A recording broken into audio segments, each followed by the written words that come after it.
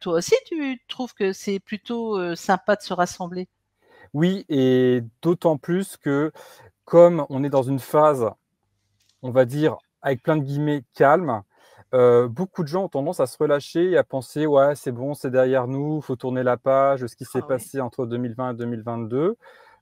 Moi, je pense que c'est au contraire le moment où il faut vraiment, rechercher, se rassembler, faire son réseau, pour se préparer à la suite parce qu'il ne faut pas croire qu'ils vont nous lâcher comme ça, hein. On est Ah toujours dans non. cette, ceux qui se souviennent peut-être ont découvert à l'époque la charte de torture psychologique de Biederman et dans cette charte, il y a des moments où on va lâcher, ça fait partie de la torture, on va laisser les gens, tranquilles, mais pas longtemps et après hop, on resserre, le collier C'est comme ça. si on dressait comme un dressage d'animaux ou de chiens et hop et ça resserre très fort et sans prévenir et donc là, Mmh. on est dans cette phase, bon, il y a plein de trucs qui tout le temps de toute façon, qui vont pas évidemment, mais on est dans une phase quand même relativement, libre malgré tout. Enfin, on peut se déplacer à peu près comme on veut, il y a pas de test, il y a pas de muselière, il y a pas de Oui. trucs comme ça, mais Mmh. plein de choses peuvent retomber, quand ils veulent, que ce soit, d'ordre sanitaire ou pseudo-climatique ou tout ce qu'on veut, hein, tout est possible. C'est qu'on doit se rassembler et c'est cet effort qu'on doit faire en permanence, même si c'est difficile,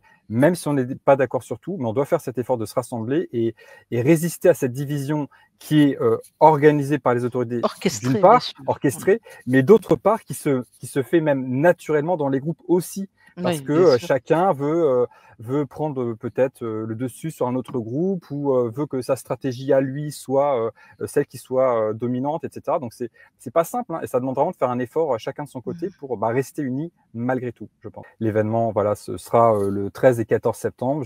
Oui. Moi, j'y serai, j'interviendrai donc le samedi 13 et Mmh. j'ai hâte de voir tout ce beau monde qui va se réunir et qui, voilà, qui résiste à cette puissance qui veut nous diviser, qu'elle vienne de nous ou qu'elle vienne d'au-dessus et que justement on reste soudés malgré tout, qu'on puisse communiquer et qu'on puisse aussi projeter un avenir qui nous ressemble et qui nous rassemble vraiment, quoi.